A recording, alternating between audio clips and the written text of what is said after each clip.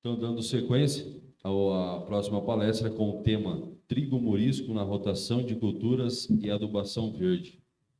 Convido, então, o engenheiro agrônomo Ronaldo Yasayuki Rojo, engenheiro agrônomo da Universidade Estadual do Sudoeste da Bahia, UESB, mestrado pela Universidade Federal de Lavras, doutorado pela Unesp, Universidade Estadual Paulista, em Jabuticabal, pós-doutorado pela UESB e FAPESB, pesquisador do DR Paraná, Polo de Pesquisa de Santa Teresa do Oeste, ênfase em diversificação de culturas, plantas de coberturas, orgânicos, hortaliças e fruticultura.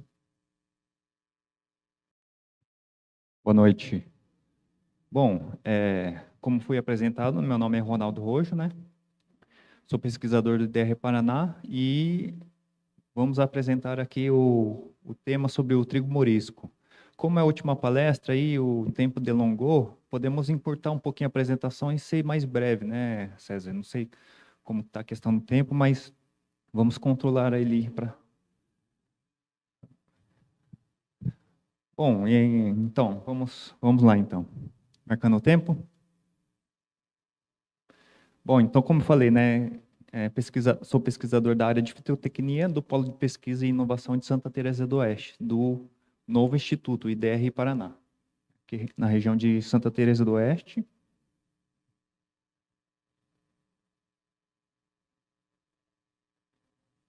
Qual que é o botão aqui? Bom, trigo morisco na rotação de culturas e adubação verde. Então, trigo morisco aqui na imagem aqui, uma lavoura agô.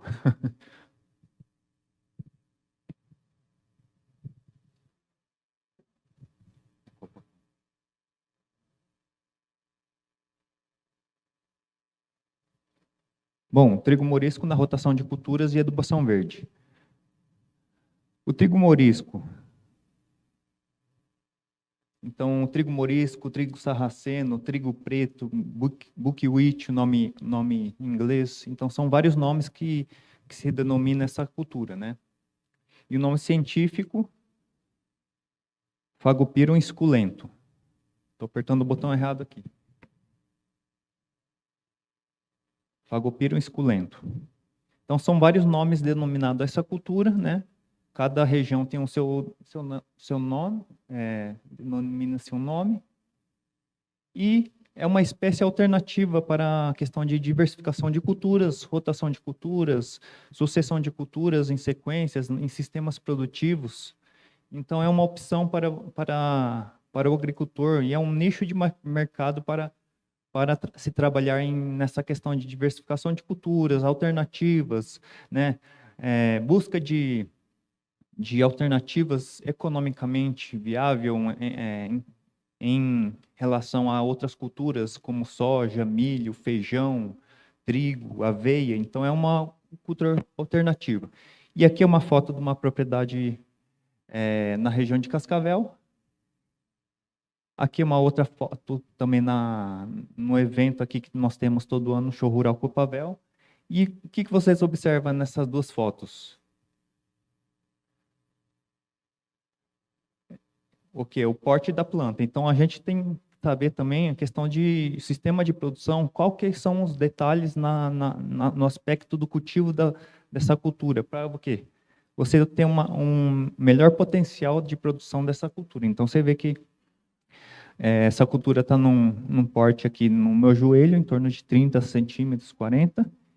E nessa foto aqui, apesar de são pessoas diferentes, mas aqui acima de 1,20, 1,30 centímetros de altura. Então, quanto maior a planta aqui na questão do trigo morisco, maior a quantidade de produção de grãos que nós temos. E o trigo morisco aqui, não sei se vocês conseguem ver na foto aqui na apresentação, mas na gravação acho que fica melhor, mas o quê? O Instituto possui dois tipos de materiais, dois cultivares, né? O IPR 91 e o IPR 92. O IPR 91 se chama Baili, então é uma abreviatura de da denominação de baixo e ligeiro, e o IPR 92, o altar, alto e tardio. A diferença não é muito grande, né, em torno de 15 a 20 dias de um ciclo de um cultivar para o outro, mas são os únicos materiais registrados no Ministério da Agricultura. Essa foto aqui é uma foto do pesquisador aposentado Ademir Calegari, né, no show rural Copavel também, né, fazendo uma ênfase ao evento aqui que nós temos todo ano, no ano de 2013, que foi o último evento que esse pesquisador participou no evento na região de Cascavel, né? Então, e aí ele participou vários anos em sequência, o último ano, como eu falei, 2013, e ele vinha sempre utilizando as plantas de coberturas, plantas alternativas, rotação de culturas, diversificação de culturas, e sempre mostrando as plantas e diversidades de cultivos e espécies de plantas, né? Então, esse é um material potencial e que está disponível aí para utilização. E para que serve? Então, aqui estão os grãos. A planta produz os grãos, através de necessita-se se descascar os grãos e produz uma farinha que se trabalha no nicho de mercado. Então, essa farinha não contém glúten, né? Então, aqui é o grão descascado, retirado a casca, e a farinha. Então, não contém glúten, então podemos trabalhar no nicho de mercado, né, para os celíacos. Então, trabalhamos não de uma forma alternativa, né, para a alimentação humana. Então, questão de farinha sem glúten. Aqui vemos o quê? Produtos sem glúten. Então, no mercado hoje existem vários tipos de produtos nas gôndolas dos mercados, principalmente dos grandes mercados. Então, estamos o que nas áreas FIT, né? São divididos em várias categorias. Não sei se vocês já viram, né? Na área FIT, o que é dividido essa questão da área FIT nos grandes mercados que existem hoje, né? Área o quê? Na área diet, né? Questão dos diabéticos, né? Sem açúcar. Outra área é o quê? Outra área orgânica, né?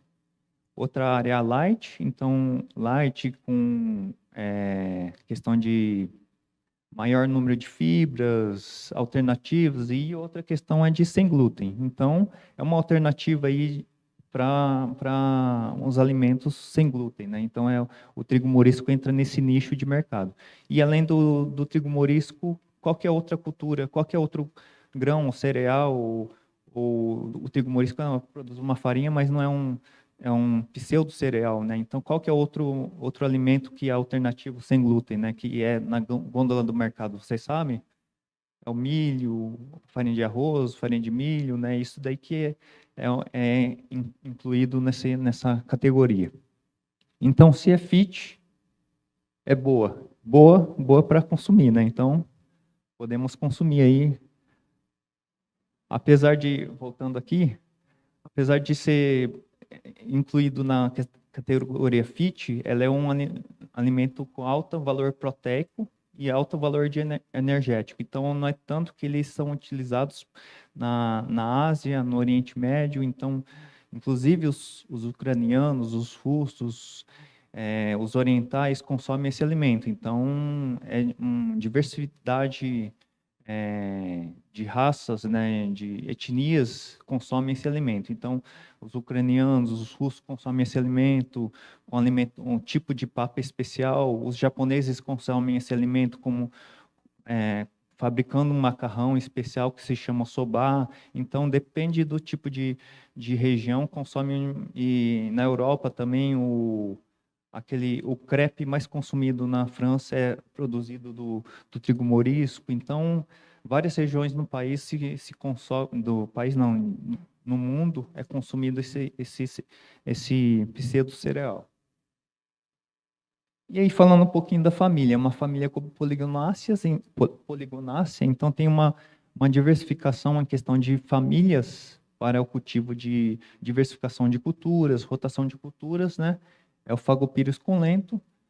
Aqui é uma foto dos grãos.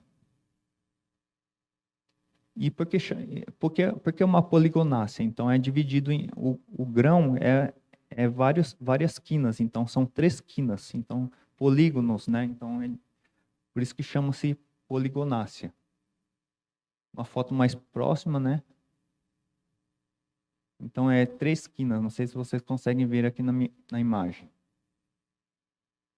E como eu falei, ele é descascado, aqui é uma imagem descascada, então quando ele é descascado, ele sofre elimina-se uma parte dessa casca, né? São 3 quinas, isso. Ele forma essa pequena estrutura aqui e é utilizado na indústria automotiva para fabricação de bancos, de automóveis. É utilizado no Japão também em questão de tatames, porque ele é térmico, não esquenta na hora de se deitar no tatame e é flexível. Então ele tem forma-se uma concha aqui no grão. E é uma forrageira também. Então, então a alternativa aí para grão para consumo humano, para outras opções ali da casca. A planta se utiliza-se como forrageira, então é uma alternativa não para o primeiro pastejo ou fornecendo ao coxo. Então, se é boa, vamos ver se é bom para experimentar para os animais. Então, é uma alternativa para os animais, fornecer para os animais. As flores também pode ser beneficiado a outras questões, né, que estão visitadas por abelhas, então produz um mel, as abelhas produzem um mel através da retirada do alimento nas flores do trigo morisco.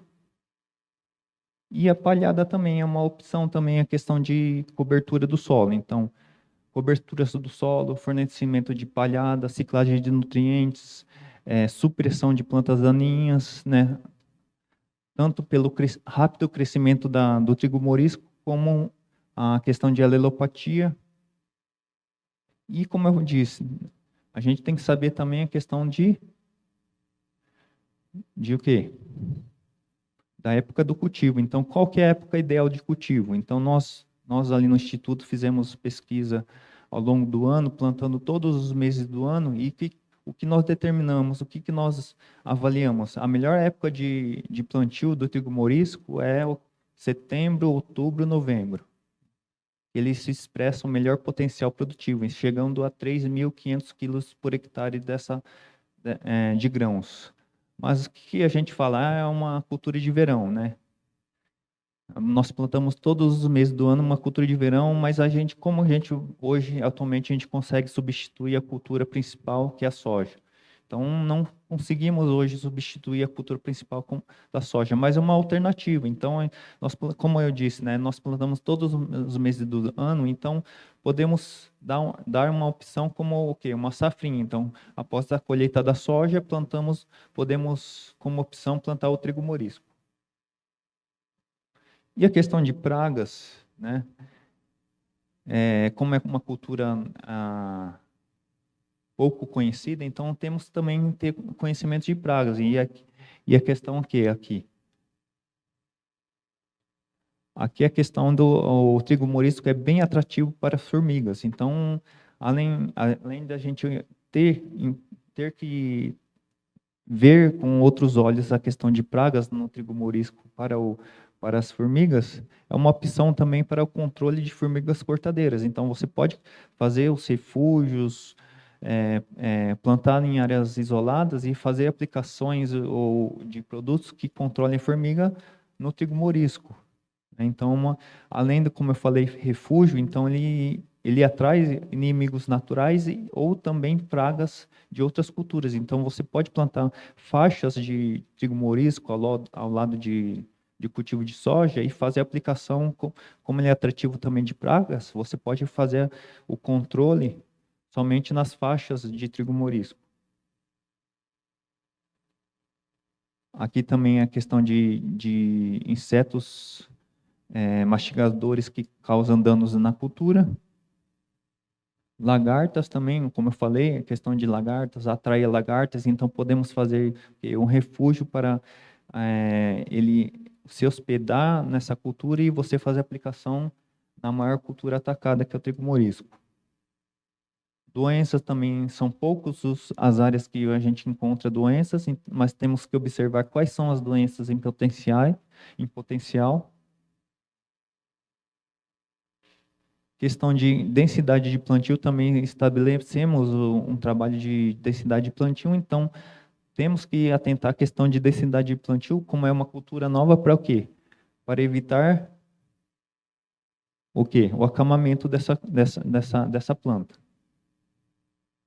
E parceiros, né? Aqui é o Júnior e o Fábio Schmidt, né, da Protecta. Então, parceiros que demandam e fomentam essa cultura. Então, na região do Paraná, na região de Ponta Grossa, né, eles são os parceiros do Instituto que compram material genético, semente genética e difundem o material, a cultura para toda a região, todo o estado do Paraná, e inclusive também do Brasil. Então, essa empresa hoje está exportando o trigo morisco e produzindo no Brasil todo em cerca de 5.000 hectares. Esse ano é previsto o plantio dessa cultura, né?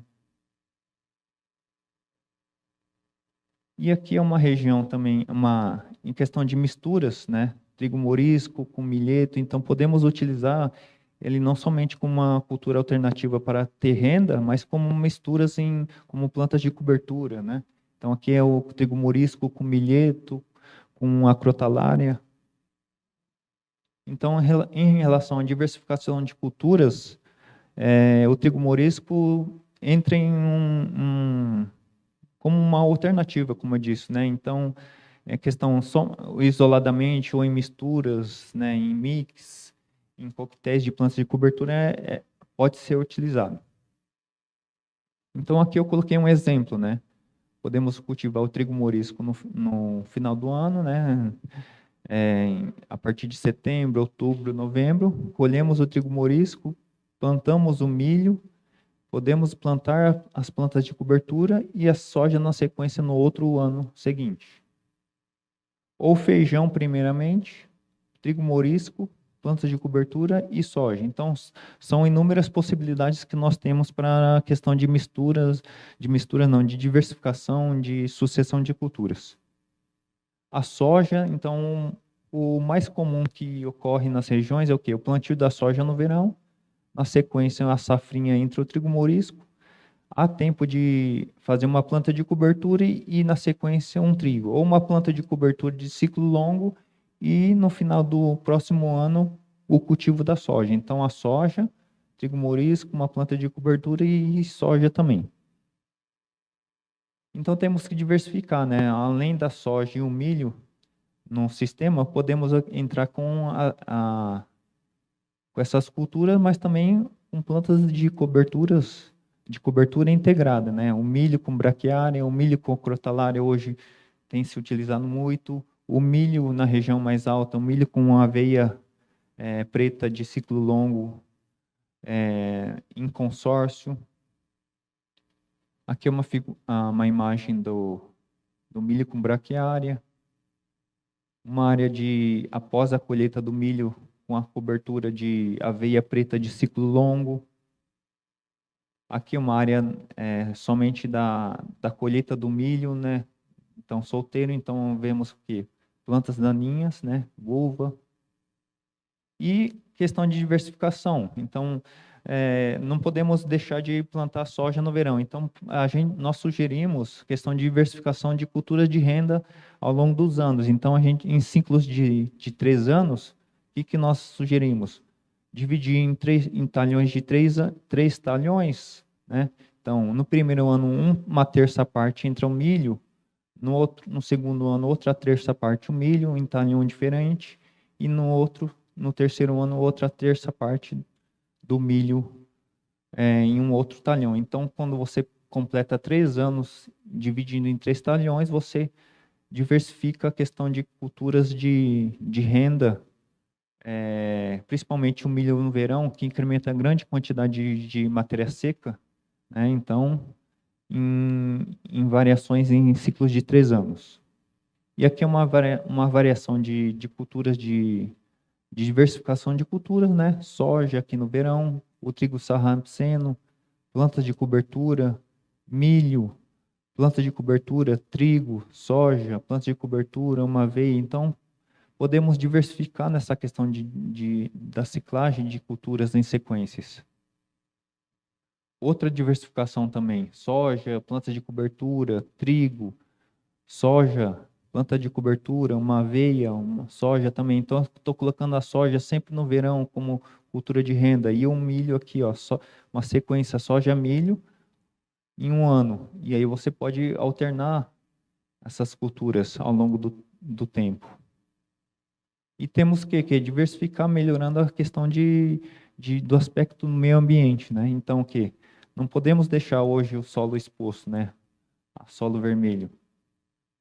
Evitar, igual a doutora Tangriani falou, erosão,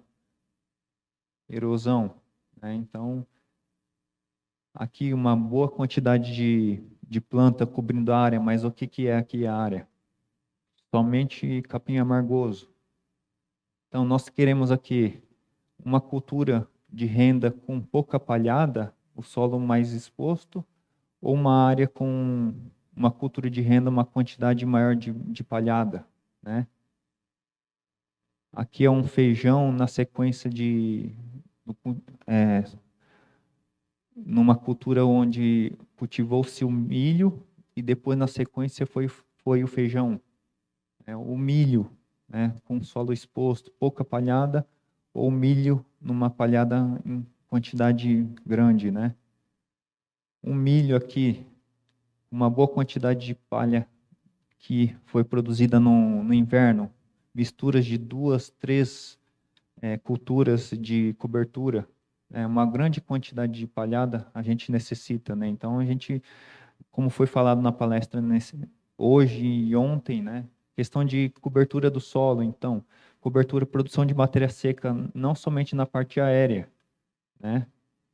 Também como as raízes. A pequena, aqui é uma comparação, uma área de cobertura, cerca de 50 dias, e uma área ao lado, onde tem plantas daninhas, pouca quantidade de cobertura.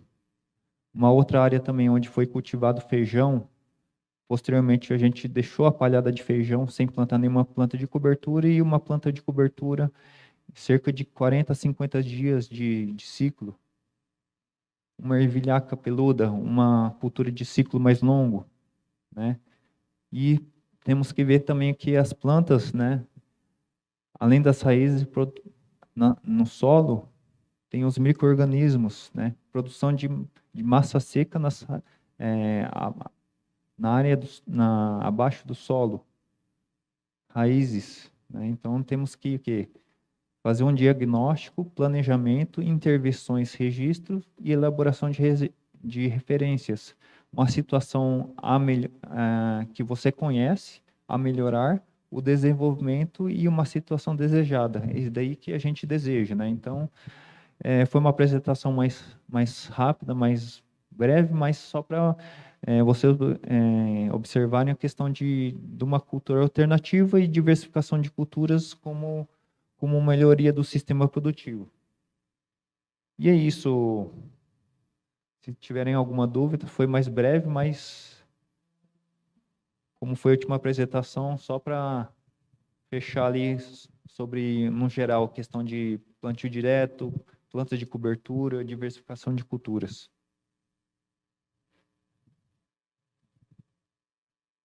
Então é isso. Agradecemos, então, ao engenheiro agrônomo Ronaldo. Se alguém tem alguma pergunta, se não tiver, tem uma do internauta, que é o seguinte: Adriano José Bratkowski. Para plantar o trigo mourisco após o soja, para a palhada antes do trigo, tipo pão, é recomendado?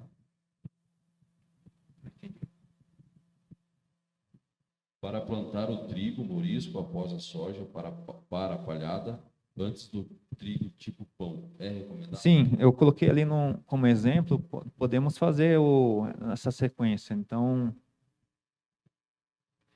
podemos plantar a soja no verão, após a colheita da soja, cultivar o trigo mourisco como cobertura ou, depende do tempo que você tem, colher o trigo morisco para ter uma alternativa de renda ou deixar, se não tiver o tempo hábil, podemos plantar o trigo na sequência. Então, são 3 culturas se você planejar adequadamente, você pode plantar soja, colher soja, ter a renda com a soja, plantar o trigo morisco, colher o trigo morisco, ter a renda com o trigo morisco e depois plantar o trigo para pão e ter uma renda com trigo. Então, são 3 culturas na sequência de renda. Você pode fazer esse cultivo nessa sequência tranquilamente. Mais alguma Então, pergunta? aqui, como eu falei, a pessoa perguntou, né? Soja, trigo morisco, e em vez de, no lugar de uma planta de cobertura, você entra com trigo. Então, pode-se utilizar essa sequência, né? Ronaldo, primeiro parabenizar pela palestra e mais ainda pelo trabalho que o IDR faz no sentido dessas plantas de cobertura e rotação de cultura principalmente, e reforçar para todos os nossos colegas que nós teremos um dia de campo agora em Santa Teresa exatamente dessa matéria aí de plantas de cobertura. Afinal, desde o tempo do Calegari, nós temos visto os benefícios e o aumento de produtividade nas culturas mais principais. Mas eu queria deixar 2 perguntas para vocês, já se você tiver nos responder. Essa alternativa, claro, dessa rotação que você falou, é extremamente viável para nós aqui, visto que o ciclo muito rápido do trigo morisco após a soja, e que você consegue colher ele, ter renda. A Protecta está fazendo muito difusão disso aqui já. Eles fazem o incentivo de plantio e recebem toda a produção. E, claro, depois planta o trigo e colhe. Mas eu queria deixar 2 perguntas. Se você está fazendo ou tem, até a época do Calegari, essa ciclagem de nutrientes quantificado do trigo morisco, após o soja e antes do trigo, e se existe algum programa de melhoria das cultivares, essas 2 cultivares que você falou dentro do IDEA. Bom, essa questão de ciclagem dos nutrientes, nós temos o trabalho de diversificação de culturas, né, em sistema plantio direto, e o trigo morisco está na avaliação. Só que a questão de tempo, recurso financeiro, disponibilidade de pessoas para fazer análise, nós ainda estamos meio devagar, né? Então não temos ainda os dados concretos para poder divulgar para vocês. E a segunda pergunta foi o quê? Você tem algum programa de melhoria dessas 2 cultivares? A questão da melhoria desses 2 cultivares, no momento nós não temos, só temos esses 2 cultivares que são os únicos registrados no Ministério da Agricultura, mas esse ano eu estou conversando com uma pesquisadora do melhoramento genético do Instituto e vamos retomar a questão do melhoramento para tentar viabilizar algum outro material de trigo morisco, além desses 2 materiais, né? Então, é isso que temos no momento. E essa questão, como eu falei, o César falou ali, e a apresentação foi bem rápida, né? Questão do ciclo, né? Então, o material, como eu falei lá, o IPR 91, Baili, baixo e ligeiro, né? Ele tem um ciclo de 78 dias a 85 dias, então um ciclo bem curto para a sua produção. O altar, então, um pouquinho mais, então 85 a 95 dias mais ou menos de ciclo. E então são culturas de ciclo bem curto. Ele tem uma certa, como é uma cultura de ciclo curto, tem restrição, questão de disponibilidade de água no sistema. Então,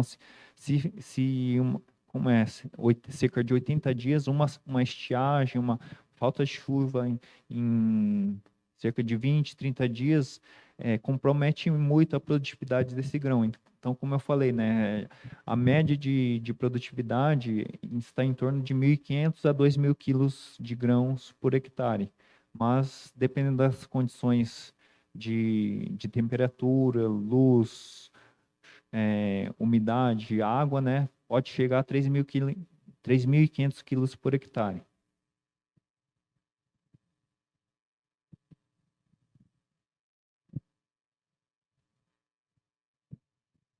Boa noite. Só uma complementação, eu acompanhei algumas áreas e o que se vê, ele deu um excelente controle na buva. Você tem alguma informação sobre isso? Então, nós temos um experimento como eu falei, né, diversificação de culturas e fazemos a avaliação de plantas daninhas e o trigo morisco é uma das plantas que mais suprime a planta daninha. Então, são dois fatores que podem estar relacionados, né? A questão de alelopatia e o outro é pelo seu rápido crescimento, ele suprime por abafamento. Então, ele fecha uma área em cerca de 15 dias de plantio, né?